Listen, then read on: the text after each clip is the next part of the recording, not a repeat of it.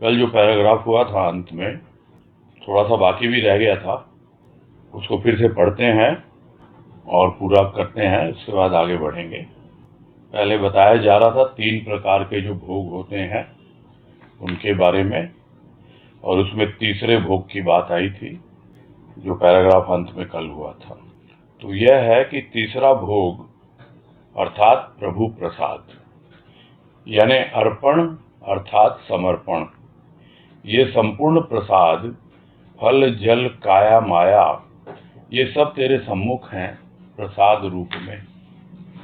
भोग और योग तो तेरी ही शक्ति है। यह जीवन भी तेरा प्रसाद है, जिसे मैं साध अर्थात प्रसन्न होकर स्वीकार करूं, पान करूं तेरा चरणामृत तेरे चरणों में बैठकर, यही तो भोग है।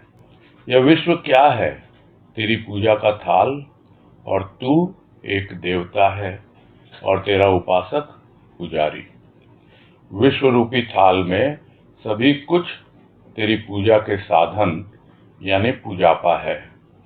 तेरा उपासक अर्पण में, त्याग में तेरा प्रसाद पाता है, और साधारण मानव शरीर की भूख मिटाने के लिए ही आतुर रहता है।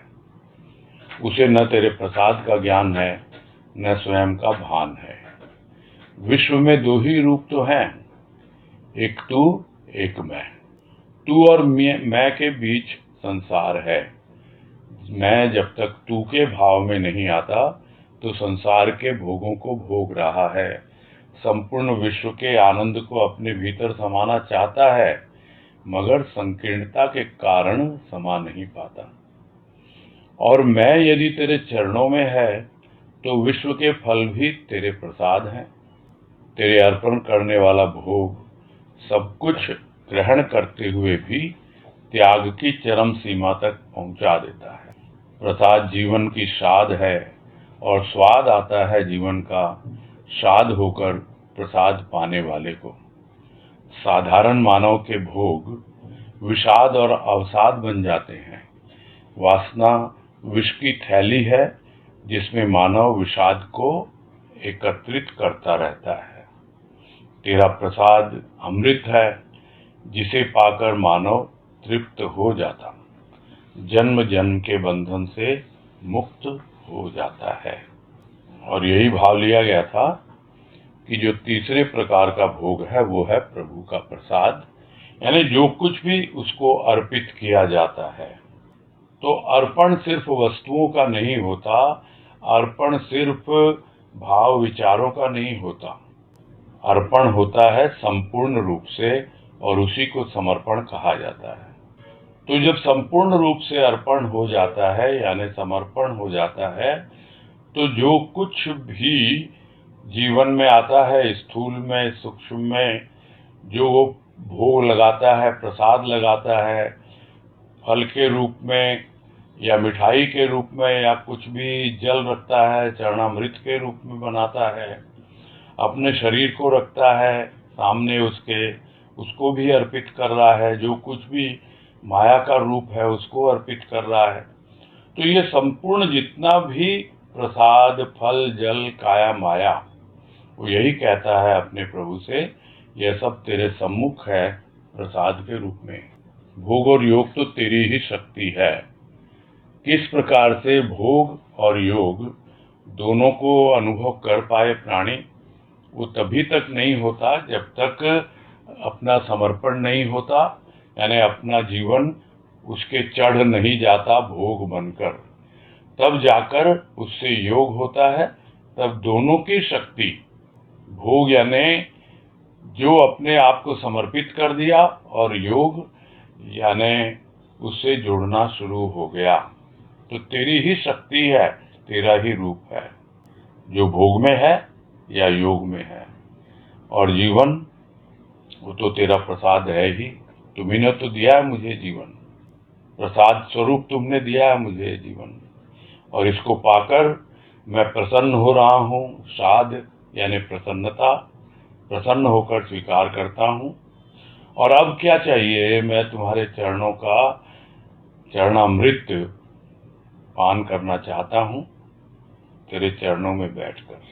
तो इस प्रकार जीवन उसके लिए एक भोग बन जाता है, प्रभु को अर्पित हो जाता है।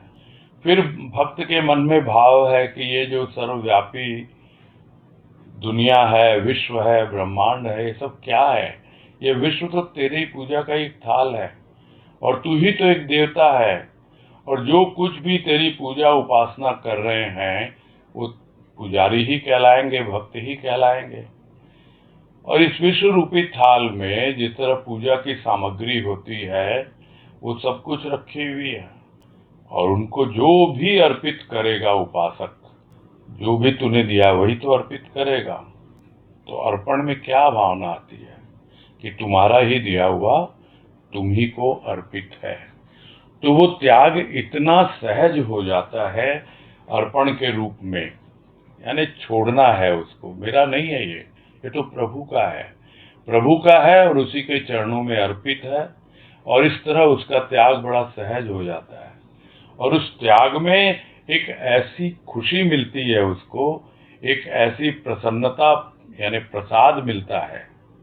किंतु साधारण मानव, वो तो जो भी उसकी भौतिक आवश्यकताएं हैं, जो भी स्थूल के खेल हैं, जो शरीर की भूख है, उसी को मिटाने के लिए आतुर रहता है।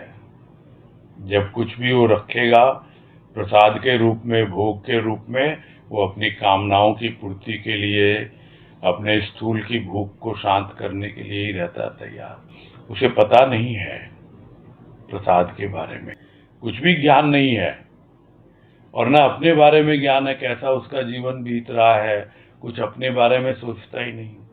तो विश्व में तो बस देखा जाए तो दो ही प्रकार के रूप बनते हैं, एक है तू और एक है मैं। उसके अलावा बाकी जो कुछ भी है वो संसार का ही रूप है, चाहे वो स्थूल का संसार हो, चाहे वो सूक्ष्म का संसार हो। तो तू और मैं के बीच में जो भी दूरी है, या तो स्थूल की है कि पहुंच ही नहीं पाता, स्थूल रूप से भी पहुंच नहीं पाता बहुत बार उसके पास, और सूक्ष्म से तो बहुत ज्यादा दूरी है, क्योंकि सूक्ष्म का संसार स्थूल की तुलना में बहुत ज्यादा व्यापक है।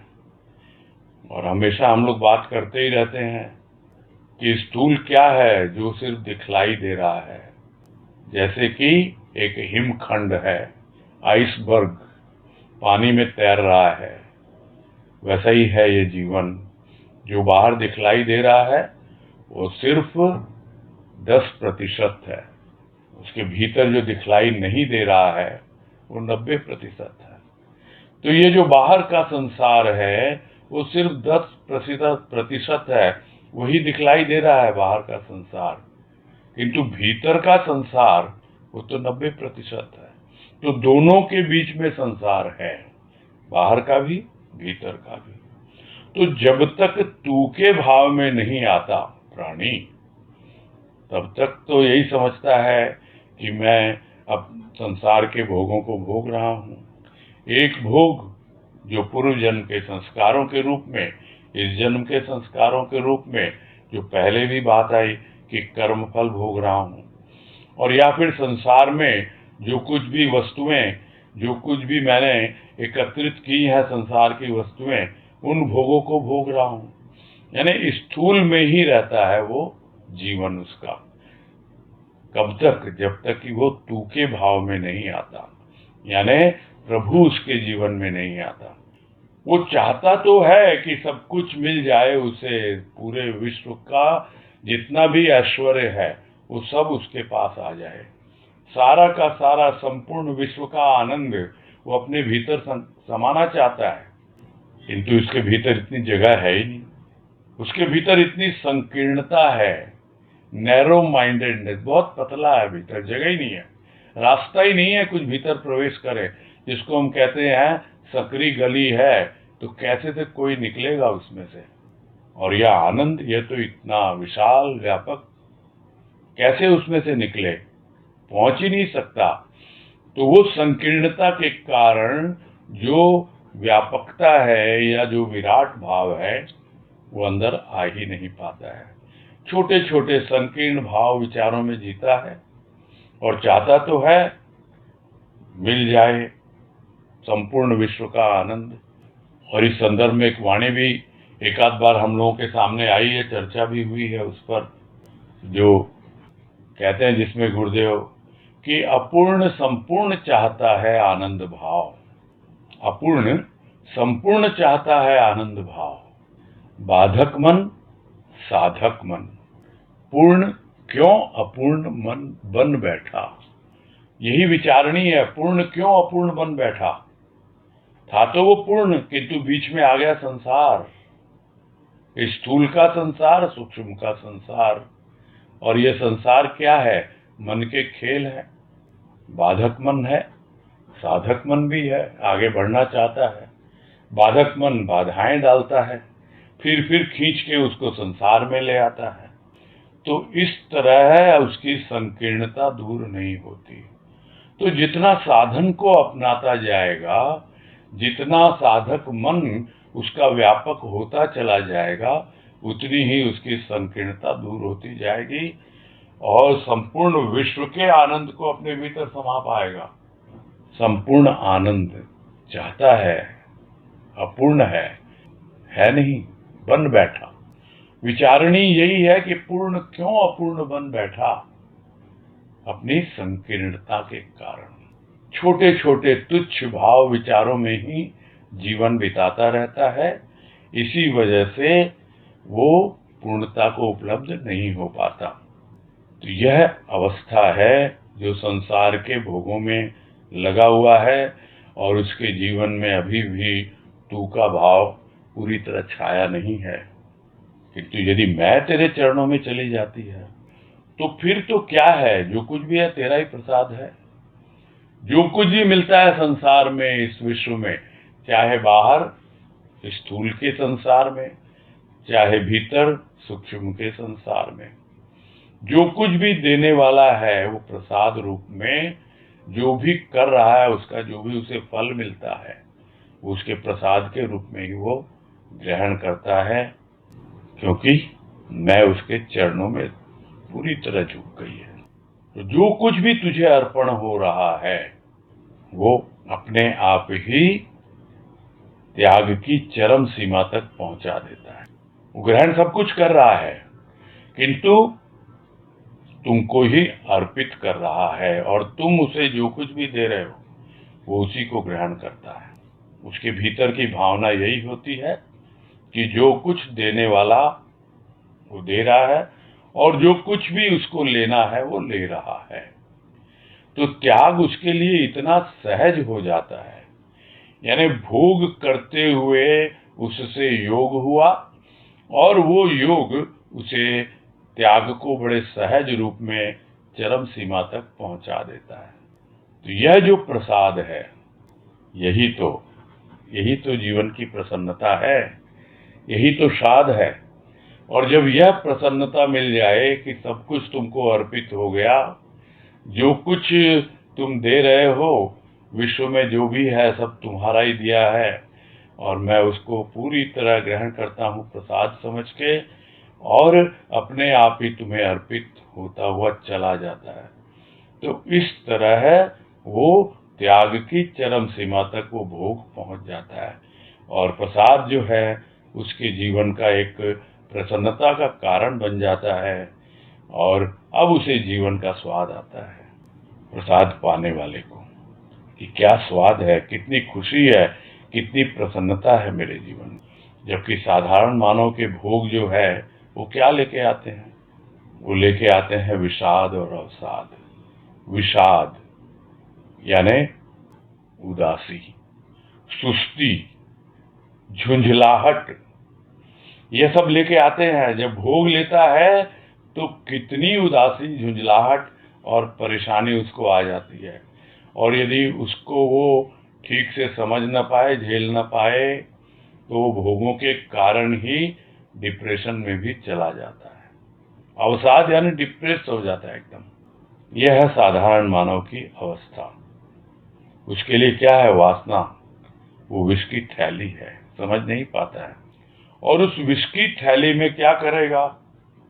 इकट्ठा करता जाएगा। जो उसके पास आया है भोग के माध्यम से, ऐसा तो है नहीं जो कुछ भी भोग रहा है वो कर्म फल भोग रहा है तो इसका मतलब उसके कर्म समाप्त हो गए। जो कर्म कर रहा है उसमें भी तो उसे विषाद मिल रहा है, अवसाद मिल रहा है, तो उसी को तो इकट्ठा करेगा। स्थूल के कर्म कर रहा है और मन में यानी सूक्ष्म में उसको विषाद और अवसाद मिल रहे हैं, तो फिर वो इकट्ठा वही तो होगा उसके मन में, और वो विष की थैली बन जाती है, क्योंकि कामनाओं वासनाओं में ही खेलता रहता है। जबकि जिसने अपने जीवन को अर्पित कर दिया है प्रभु को और उसका प्रसाद पाकर प्रसन्न रहता है, प्रसाद ही उसके जीवन की स्वाद है, तो ऐसे के लिए तो प्रसाद अमृत है। पूरा जीवन उसका प्रसाद है और उसे पाकर वो मानव पूरी तरह तृप्त हो जाता है और उसी तरह का जीवन जीते जीते जिन कर्मों के बंधनों में अपने आप को जकड़ा हुआ पा रहा था, न जाने कितने जन्म जन्मांतरों के ये बंधन थे, तो उन जन्म जन्म के बंधन से वो छुटकारा पा जाता है, उनसे मुक्त हो जाता है। यह है प्रभु का प्रसाद, यह है तीसरे प्रकार का भोग। तो आज कह रहे हैं अब आगे कि भोग का आनंद एकाग्रता में है। जब तक प्रभु के चरणों में तन्मय नहीं हो जाता व्यक्ति, तब तक प्रभु के भावों का जो प्रसाद है उसे ग्रहण नहीं कर पाता। करता भी है प्रसाद ग्रहण तो उसे उतना स्वाद नहीं आता, यानी कानों में ध्वनि नहीं बनते, केवल वाणी के रूप में रहते हैं। हृदय में उसके भाव केवल विचार के रूप में ही रहते हैं। इस भोग ने ही तो भक्त को योगी बनाया, वियोगी बनाया। तो यह बात तो पहले भी आई है कि एक होता है तन का योग, दूसरा होता है मन का योग, और तीसरा जो योग है वो है प्रभु के प्रसाद का योग, भोग। तो इस तरह भोग तन का, मन का और प्रभु के प्रसाद का, तो तीनों प्रकार के भोग हैं।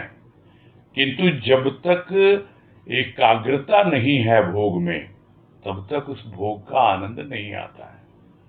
चाहे तन का भोग हो, वहां अगर एकाग्रता नहीं है, यानी मन वहां पर नहीं है, मन का अगर योग नहीं हुआ उस भोग में, यानी भोग से योग नहीं हुआ मन का, तो क्या होगा? तन तो भोग रहा है किंतु आनंद नहीं आता। तो योग कैसे हो? एकाग्रता से हो। यानी कुछ भोजन कर रहा है, जो कल भी बात आई थी कि भोजन कर रहा है, भोजन उसके सामने है।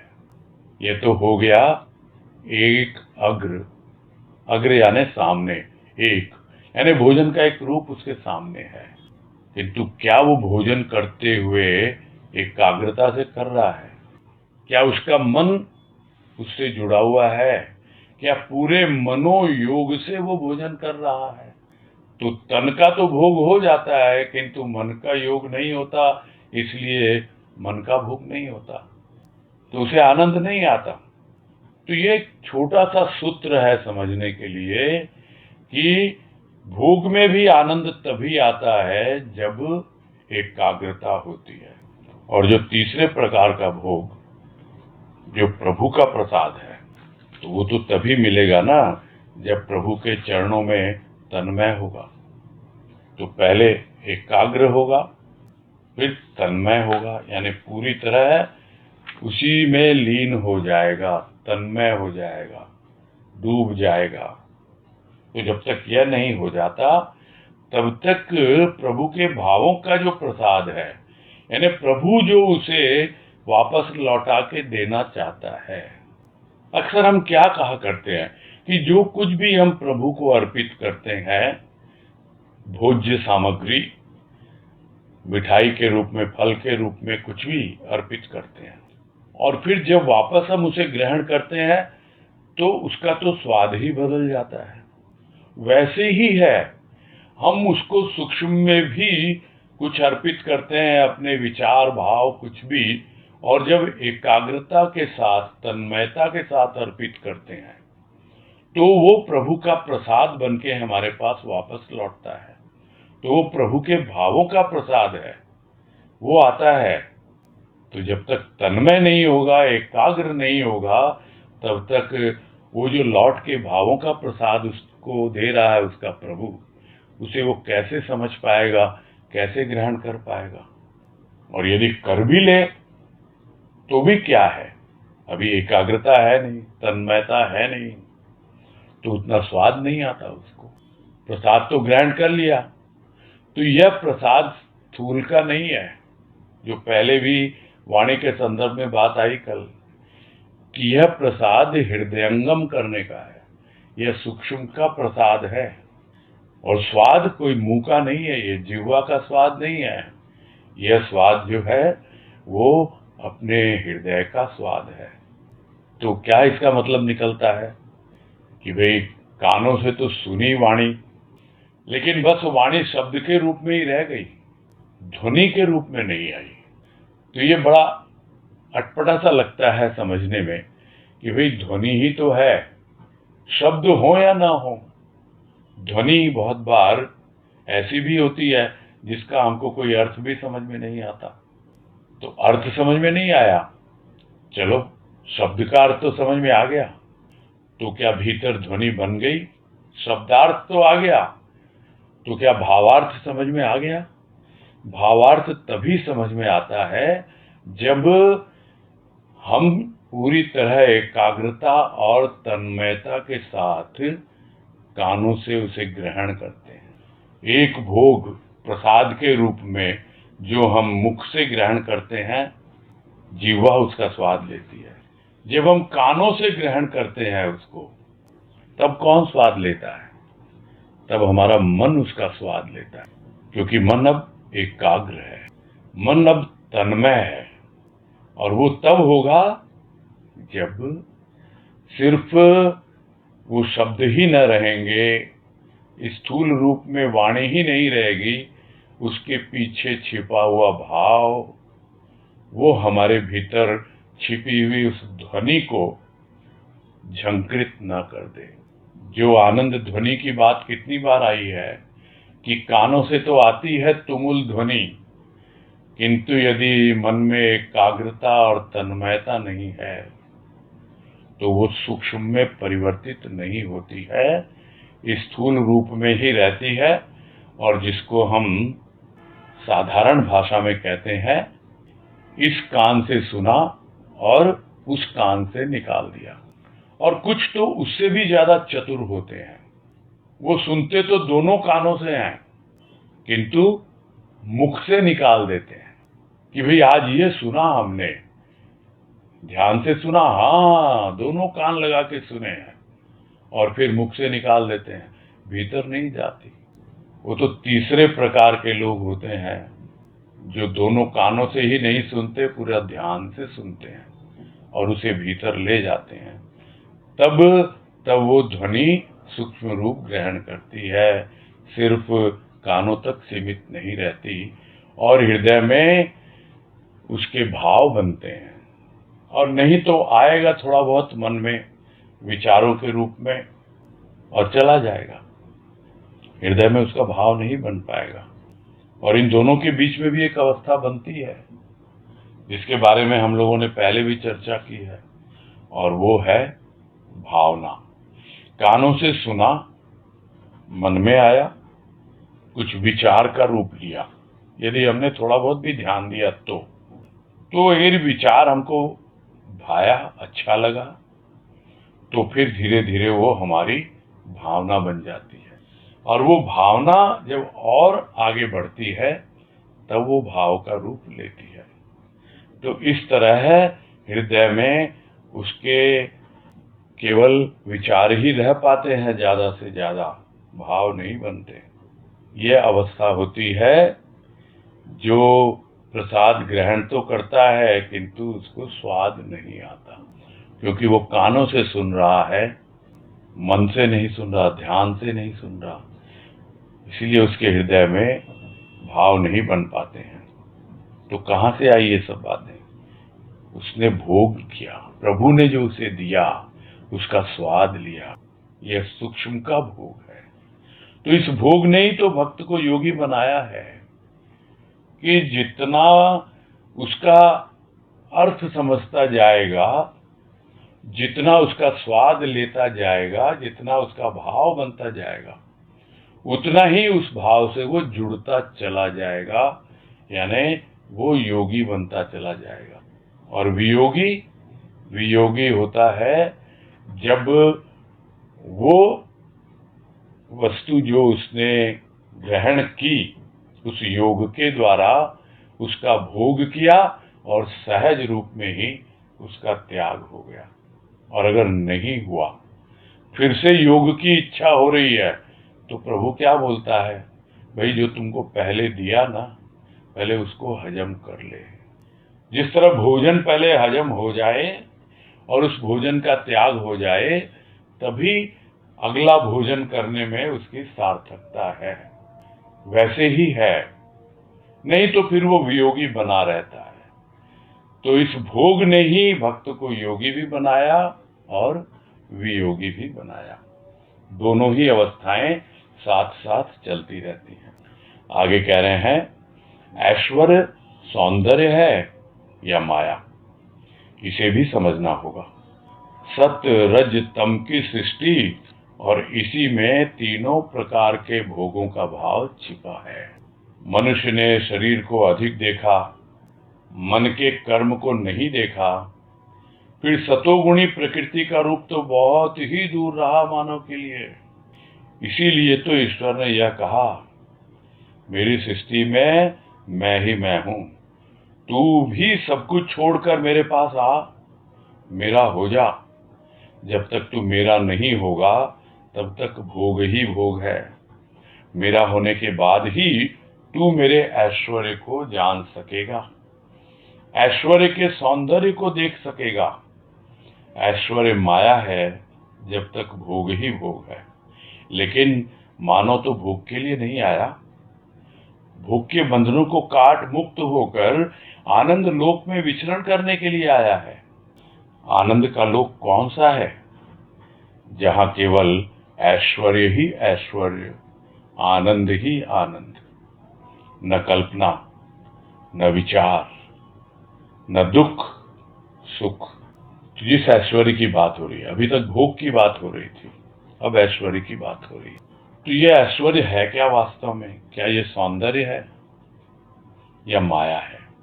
क्योंकि माया भी ऐसा सौंदर्य दिखलाती है, ऐसा रूप दिखलाती है, जिसे समझना बड़ा कठिन हो जाता है। तो यहाँ माया से तात्पर्य है रूप का। एक होता है रूप और एक होता है सौंदर्य। रूप भ्रमित करता है, जिस प्रकार माया भ्रमित करती है। किंतु जैसे जैसे सौंदर्य बोध जाग जाता है, तो वो निर्क्षीर विवेकी होने लगता है और भ्रम से दूर होने लगता है। तो इस तरह उसे समझना होगा कि जो ईश्वरीय अनुभूति उसे हो रही है, वो उसे भ्रमित तो नहीं कर रही माया के रूप में। वो अपने भीतर में छिपे हुए उस सौंदर्य की ओर आगे बढ़ रहा है ना। तो उसे समझना है, क्योंकि यह जो सृष्टि है उसमें ये तीन गुण तो है, हमेशा बात होती रहती है, सत्य रज और तम। और इन्हीं तीनों प्रकार की अवस्थाओं में भोगों का भाव भी है, क्योंकि जब तक प्रकृति में रहेगा तभी तक भोग है, जब तक प्रकृति में रहेगा तभी तक योग है, जब तक प्रकृति में रहेगा तभी तक त्याग है। अन्यथा जब प्रकृति के परे पहुंच जाता है, यानी गुणातीत अवस्था में पहुंच जाता है, तब उसे विचार ही नहीं करना पड़ता कि मैं कौन से गुणों में रहूं, कौन से गुणों में हूं और किस प्रकार रज तम और सत की अवस्था मेरे भीतर है। क्योंकि तीनों प्रकार की अवस्थाओं में भोगों का भाव तो रहता ही है। तो तम में अलग प्रकार के भोग होते हैं, रज में अलग। तो तमोगुणी वृत्ति अलग भोग भोगता है, रजोगुणी वृत्ति वाला व्यक्ति अलग भोग भोगता है, और सतोगुणी वाला अलग भोगता है। तो ये तीनों प्रकार के भाव तीनों गुणों में छिपे रहते हैं। तो मनुष्य क्या देखता है? बस सिर्फ अपने शरीर को ही देखता है, स्थूल को। मन में किस प्रकार के कार्य हो रहे हैं, वो किन गुणों से प्रभावित होकर के, यानी सत से या तम से कर्म कर रहा है।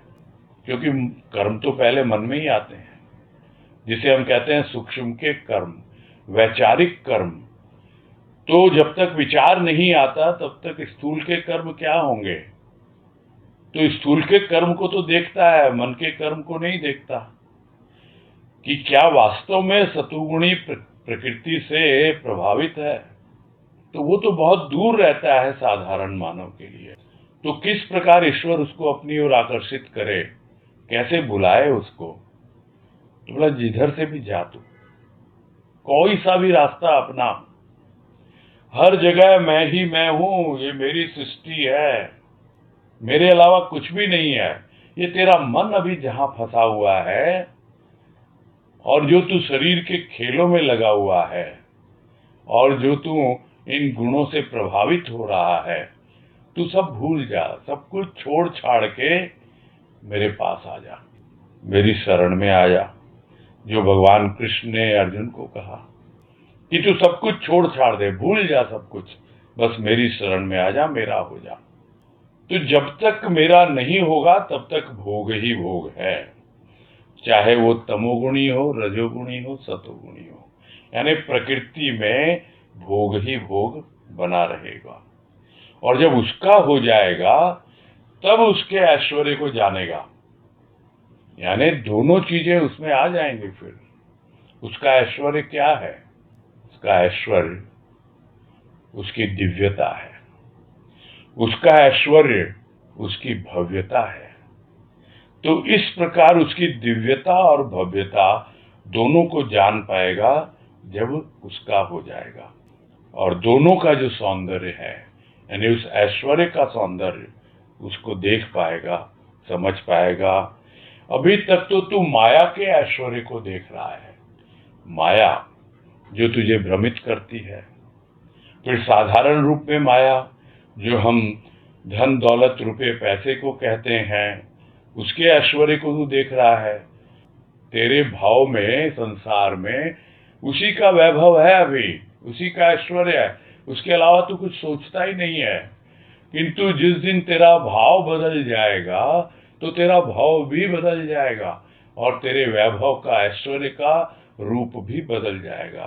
तब तू वास्तव में उसके ऐश्वर्य को जान पाएगा और भोग से ऊपर उठ पाएगा। नहीं तो ऐश्वर्य में माया ही माया रहेगी, जब तक भोग ही भोग है। तो जब तक भोग है, माया है। तो माया भोग के लिए तो नहीं आया ना मानव, ये तो समझना होगा ना।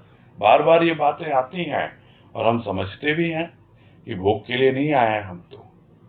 हम तो जो भी बंधन है, जो हमें भोगों में बांध रहे हैं, हम तो बल्कि उनसे बाहर निकलने के लिए आए हैं। उन बंधनों को काट कर मुक्त होना चाहते हैं। और जो आनंद लोक जिसकी सिर्फ बातें ही बातें की जाती है, उसमें विचरण करने के लिए आए हैं हम तो यह बात जिस दिन स्पष्ट हो जाती है, उस दिन वो भोग की बात भूल जाता है, वो योग को अपना लेता है। और उस योग को अपना करके सर्वप्रथम उससे जुड़ता है, धीरे धीरे उससे युक्त होने के कारण मुक्त होने लगता है उन बंधनों से। यानी प्रेम में बंध जाता है, प्रेम से जुड़ जाता है, युक्त हो जाता है। तो बाकी जो विषय वासनाओं के, कामनाओं के, मोह ममता के जो भी बंधन हैं, वो अपने आप उनसे मुक्त हो जाता है। तो प्रेम का आनंद उसको मिलता है। वो आनंद लोक में विचरण करने के लिए वो प्रस्तुत हो जाता है। यह समझ में आना चाहिए। तो आनंद लोक होता क्या है? कौन सा वो आनंद लोक? वहां सिर्फ उस ईश्वर का ऐश्वर्य ही ऐश्वर्य है। उसका ऐश्वर्य दिव्यता के रूप में, भव्यता के रूप में, और फिर उन दोनों के माध्यम से उसका ऐश्वर्य आनंद ही आनंद उस अवस्था तक पहुंचा देता है। ऐसा है वो आनंद लोक। और वहां पे ये सब प्रकृति के खेल है ही नहीं, न कोई कल्पना है, न कोई विचार है, न कोई दुख सुख की बातें हैं। वहां तो सिर्फ आनंद ही आनंद है और ऐश्वर्य ही ऐश्वर्य है, और दोनों ही ईश्वर का ही रूप है। आनंद उसी का रूप है, ऐश्वर्य भी ईश्वरीय है। अब जहां तक कल्पना और विचार का सवाल है, ये तो बहुत पहले ही छूट जाते हैं। वो तो अब अनुभव में जीता है, फिर अनुभूति में जीता है, और उस अनुभूति को भी प्रभु की विभूति समझकर अपने आप को उसके चरणों में समर्पित कर देता है। ये सब बातें अभी पिछले लेख में ही हमने समझी हैं, और यह बात जब समझ में आ जाए तो फिर जीवन जीना बड़ा आसान हो जाता है कि भाई भोग के लिए नहीं आया हूं मैं तो इन बंधनों से मुक्त होने के लिए आया हूं। तो मुक्त होने के लिए युक्त होना पड़ता है, भोग से योग की ओर जाना होता है, और योग की ओर जाएगा तो धीरे धीरे बंधन कटेंगे, उनसे मुक्ति मिलेगी। आगे कह रहे हैं, सृष्टि का एक एक कण सृष्टा की सृष्टि का ऐश्वर्य है। ऐश्वर्य अर्थात यानी सृष्टा की शक्तियां, शक्तियों के कई रूप, कई नाम, प्रकृति के रूप में, भक्ति शक्ति के रूप में, प्रेम ज्ञान के रूप में, भाव आनंद के रूप में। क्या ये ऐश्वर्य नहीं, जिन्हें पा मानव अपने को तुच्छ से महान रूप में पाता है? जब मनुष्य उस कर्ता का हो जाता है तो फिर ऐश्वर्य भी उसी का अपना धन सा प्रतीत होता है। एक साधारण व्यक्ति राजा के खजाने में जब तक नहीं जाता, तब तक वह कैसे जाने कि राजा के पास कितने जवाहरात हैं? केवल नाम सुन रखा है। राजा धन से सम्राट है, कुबेर है, किंतु अनुभव नहीं कि कौन कौन सा धन है। इसी प्रकार मानव ने भी नाम सुन रखा है कि ईश्वर है, महान है, ईश्वर जो करता है वही होता है, इत्यादि अनेक प्रकार की बातें, कुछ कथा वार्ता से, कुछ ज्ञानियों ध्यानियों से। सांसारिक भोगों में लगे हुए व्यक्ति का तो ध्यान भी नहीं जाता भगवान की ओर, इसीलिए तो बार बार ध्यान लगाने की चेष्टा करता है। मन को शांत करने का प्रयास सदा बना रहता है, किंतु सफल कहाँ तक हो पाता है यह कहना कठिन है। कहने को तो सृष्टि का कण कण, क्योंकि वहां पर ईश्वर है, तो ईश्वर का प्रकट रूप ही ऐश्वर्य है। और वो जो प्रकट रूप है वो स्थूल में है या सूक्ष्म में है, उसी के अनुसार अनुभव में आता है या अनुभूति उसकी बनती है। कि सृष्टि का कण कण, एक एक कण उसका सृष्टिकर्ता का ऐश्वर्य है, यानी वो अपने आप को उसके माध्यम से प्रकट कर रहा है। जिस तरह साधारण प्राणी जिसके पास थोड़ा बहुत धन दौलत आ जाता है, उसको प्रकट करने की लग जाती है, दिखाने की लग जाती है, और वही उसी को ऐश्वर्य मानता है और लोगों को दिखाता है, देखो मेरे पास इतना धन। किंतु ईश्वर एक ऐसा ऐश्वर्यशाली है जो अपने ऐश्वर्य को प्रकट नहीं करता। प्राणी सुनता ही रहता है खाली कि कण कण में है भगवान, कण कण में उसका ऐश्वर्य व्याप्त है, वो अपने आप को प्रकट कर रहा है, किंतु कहाँ कहाँ मालूम पड़ता है। तो क्या है ऐश्वर्य? अनेकों रूप है ऐश्वर्य, कण कण में है यानी सब जगह है। तो सृष्टा की जो भी शक्तियां हैं, तो शक्ति अनेक है, सृष्टा एक है। जो बात पहले भी हुई कि उद्गम तो एक ही जगह से हो रहा है, और उसके अनेकों रूप होते हैं, और अनेकों रूप है इसलिए अनेकों कार्य हैं उनके, क्योंकि शक्ति के कोई उस रूप में कोई रूप होते ही नहीं है, कार्य होते हैं। तो यहाँ कहने का मतलब क्या है शक्तियों के कई रूप, मतलब उसके कार्यों के द्वारा हम उस शक्ति को पहचान पाते हैं। तो उसके कई नाम हैं, जैसे प्रकृति, प्रकृति की शक्ति। और प्रकृति की केवल एक शक्ति है, प्रकृति अपने आप में शक्ति है, शक्ति का भंडार है प्रकृति। देखते हैं हम चारों ओर, स्थूल प्रकृति में भी, सूक्ष्म प्रकृति में भी। और जब सूक्ष्म प्रकृति में वो शक्ति आ जाती है और वो भक्ति का रूप ले लेती है, तब भक्त उस भक्ति की शक्ति से अवगत होता है। और वही शक्ति जब प्रेम और ज्ञान के रूप में आ जाती है, जब भाव और आनंद के रूप में आ जाती है, तभी अनुभव में आता है कि देखो अब मेरा क्या वैभव है, मैं कितना ऐश्वर्यशाली हो गया, कितना ऐश्वर्य है मेरे पास, प्रभु का दिया हुआ, कितना प्रेम है, कितना ज्ञान है, कितना भाव है, कितना आनंद है, कितनी भक्ति है मेरे भीतर, और मेरी प्रकृति कितनी स्वच्छ, शुद्ध और निर्मल है। तो इस तरह उसके ऐश्वर्य का बोध होता है। और इनको जितना भी पाता है मानव, तो अपनी क्षुद्रता से महानता की ओर आगे बढ़ता है, यानी अपनी संकीर्णता छोड़ता हुआ वो उस सर्वव्यापी परमात्मा की ओर बढ़ जाता है। जब तक जीव भाव में है, मनुष्य के भाव में है, तब तक वो समझ नहीं पाता। किंतु वो जीव जब उस शिव का हो जाता है, शिव का भाव जब आने लगता है, तो अपने आप ही शक्तियों से अवगत होने लगता है, क्योंकि शिव के साथ ही शक्ति जुड़ी हुई है। तो जब हो जाता है उस कर्ता का, तब अपने आप ही उसको पता लगने लगता है कि अरे ये किसी और का थोड़े ही है, मैं उसका हो गया। पहले तो लगता था कि जो वो दे दे वही मेरे लिए काफी है, लेकिन जब उससे पूरी तरह जुड़ गया तो लगता है ये कोई अलग थोड़े ही है, ये तो मेरा पिता है, परम पिता है, सब कुछ मेरा तो यही है, और जो उसका है वो मेरा है। तो इसमें सोचने की बात ही क्या है, अरे सब तो उसी के अंश हैं, उसी के वंशज हैं, जो उसका धन है वो मेरा धन है। तो जब तक यह भाव नहीं आता, उससे जुड़ता नहीं उस कर्ता से, और उस कर्ता का पूरी तरह से हो नहीं जाता, तो फिर कैसे उसे पता लगेगा। और एक बार हो गया तो उसे लगने लगता है कि ऐश्वर्य वो सब कुछ अपना ही तो है, अलग किसी का है ही नहीं। किंतु उसके पहले, जैसे एक उदाहरण लिया आगे राजा का और उसके खजाने में, राजा यानी वो ईश्वर, वो परमात्मा।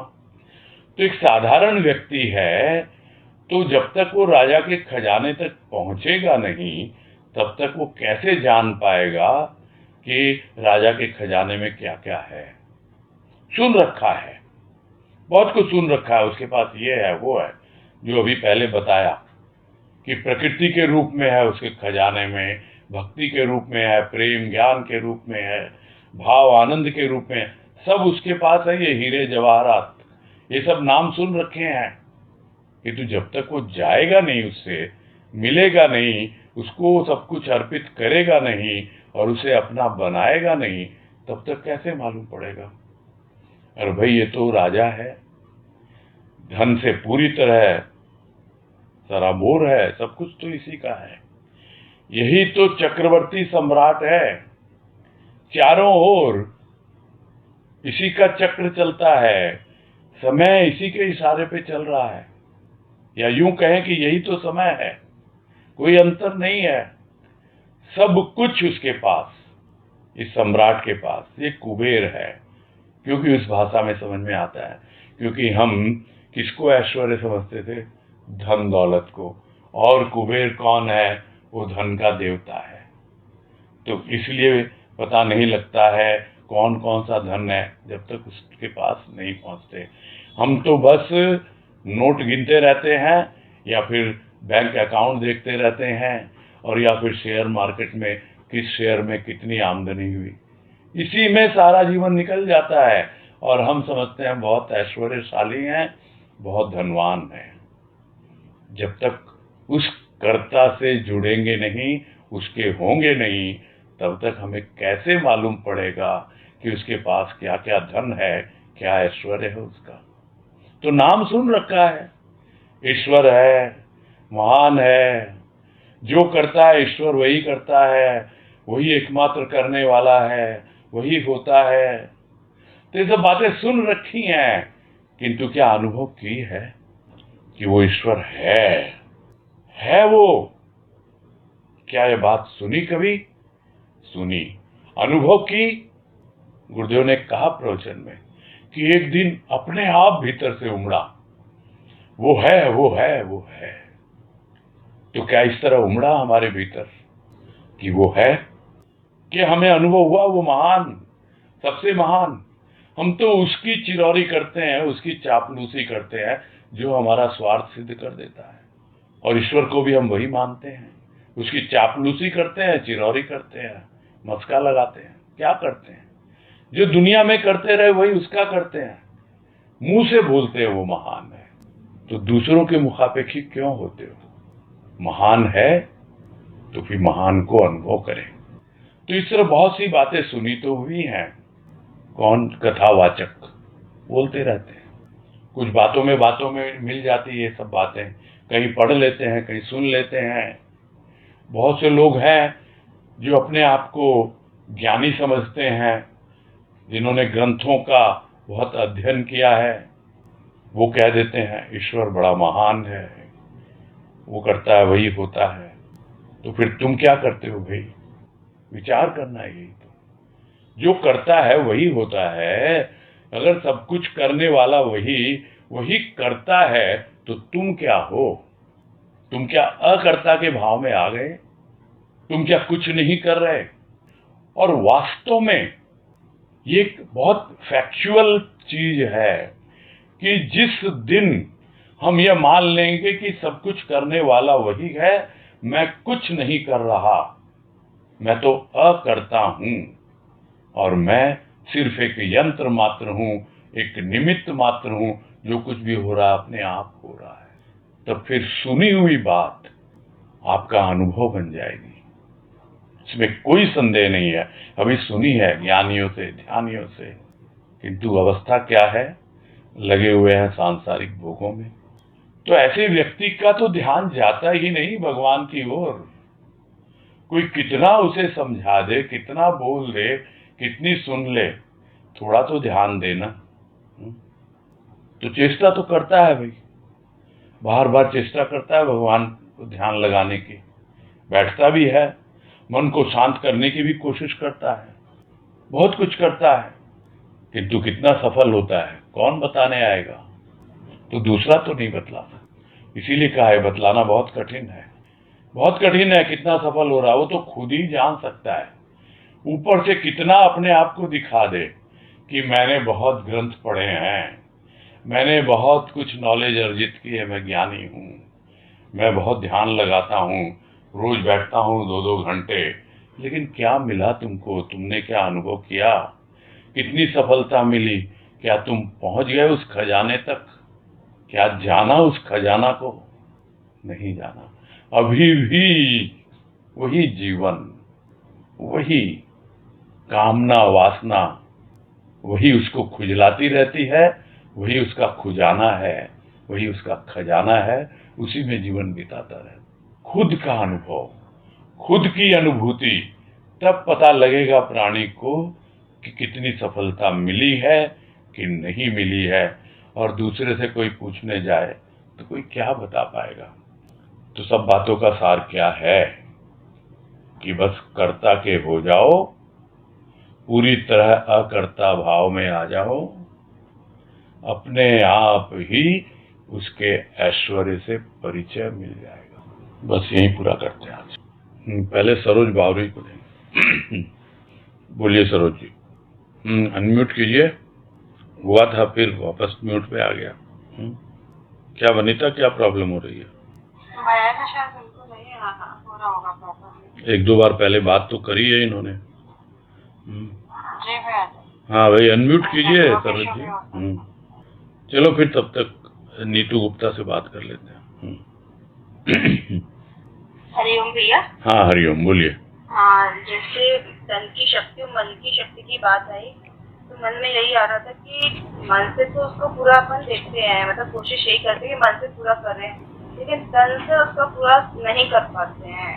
मतलब तो वही है कि मन में यही प्रश्न है, तन की थकान भी हो जाती है, ये भी कह लो कि उस समय कई काम भी ऐसे करते भी जाते हैं काम, तो भाई पूर्ण सत्संग में पूर्ण मन से नहीं बैठ पाते, तो मन में ही थोड़ा सा आया था कि ये कहाँ तक उचित है, मतलब।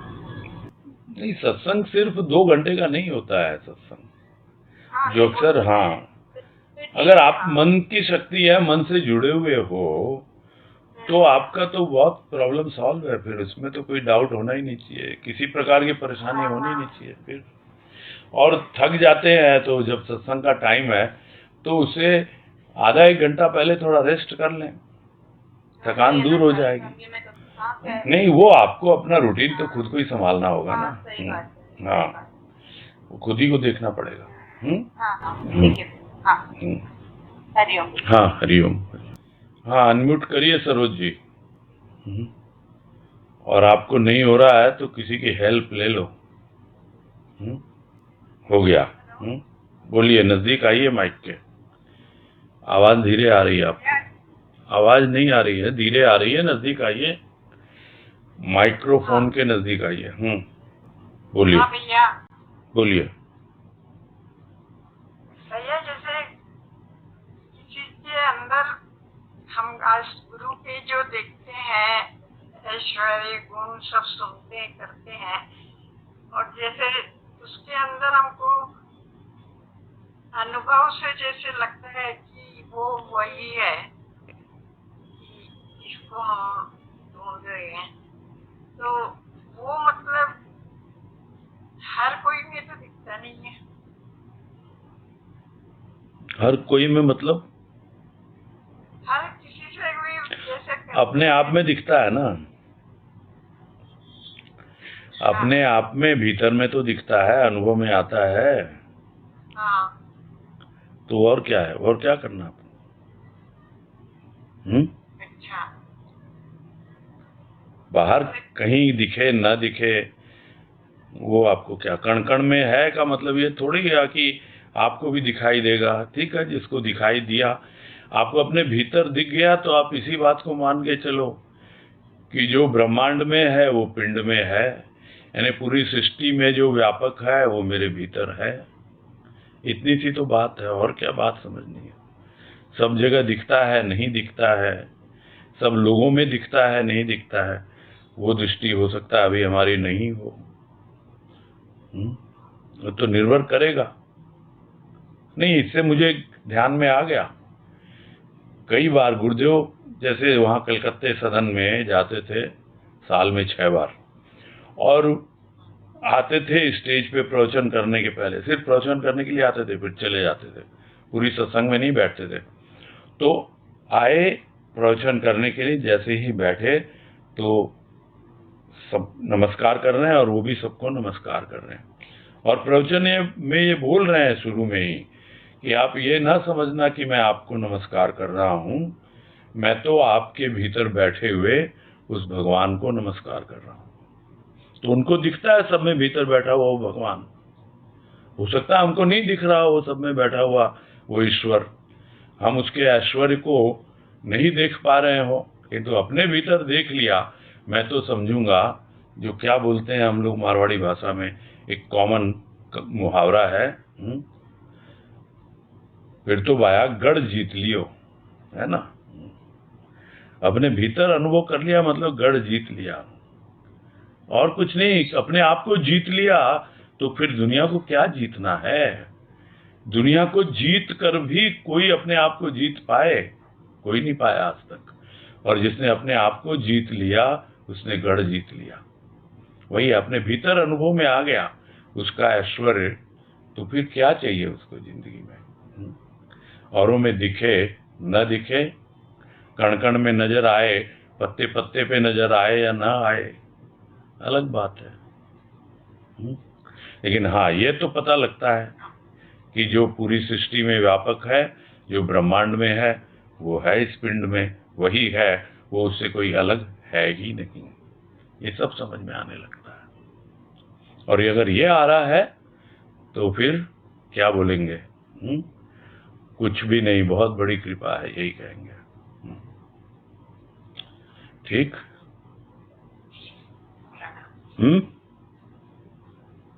आवाज नहीं है। हाँ, हरिओम हरिओम। ठीक है, फिर पूरा करते हैं।